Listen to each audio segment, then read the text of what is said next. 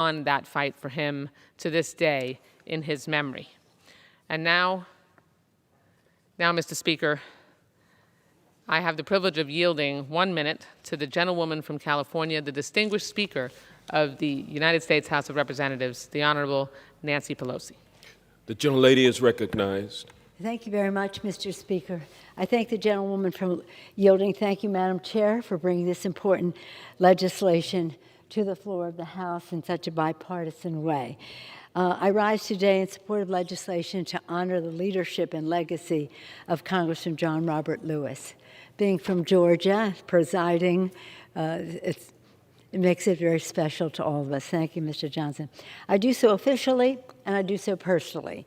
As our beloved John Lewis was the conscience of the Congress and a dear friend to many of us who served with him. I came in with the same class as John Lewis, so served with him for decades and had the benefit of seeing up close and personal on a daily basis the special nature of this man. Let us salute Congresswoman Nikina Williams, who had the awesome privilege of serving on John Lewis's in that seat in Georgia, for her committed leadership in making this legislation possible. John Lewis was a titan of the civil rights movement, we all know that, a moral giant on Capitol Hill and in the country, and a hero of American history who transformed our nation with his vision, his persistence, and his courage.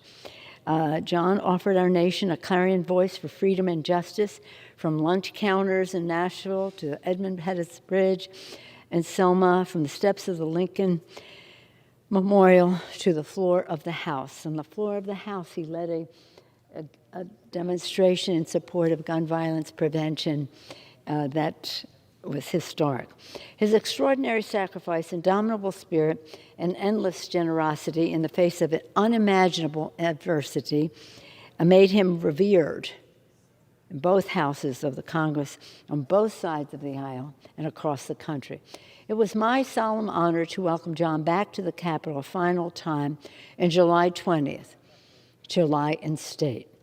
Then in July 2021, I had the great privilege of leading a congressional delegation to San Diego to christen the formidable USNS John Lewis, U.S.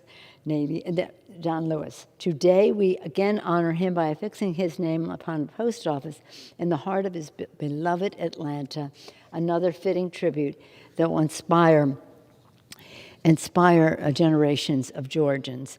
And it is appropriate we do so as Americans across the nation mark the beginning of Black History Month this very day, February. And we do so, let us pledge to continue to carry on John's mission, to strive for a more perfect union, and to work to build a world worthy of John Lewis's legacy. And if I may, Mr. Speaker, I would like to also proudly honor a pioneering spirit, a friend of John Lewis, a progressive champion, a dear friend of so many of us, Congresswoman Lynn Woolsey, with legislation to rename the Petaluma Downtown Post Office in her honor, which I'm proud to co-sponsor as a Californian. We pay a proper tribute to an inspiring leader, has improved the lives of countless working families in the Bay Area and beyond. Thank Congressman Sherrod Hoffman for his committed leadership to bring this legislation to the floor and for carrying on a great legacy that he and Lynn Woolsey shared of leadership on behalf of the families of the North Bay.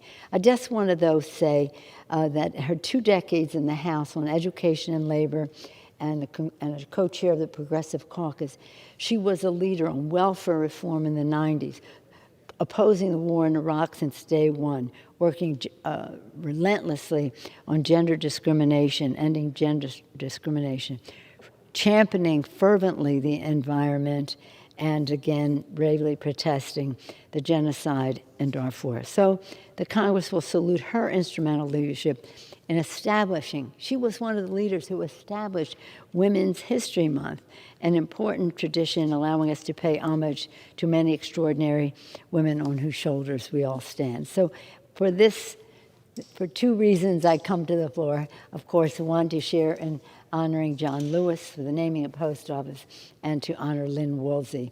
I hope we have a strong bipartisan eye in both cases.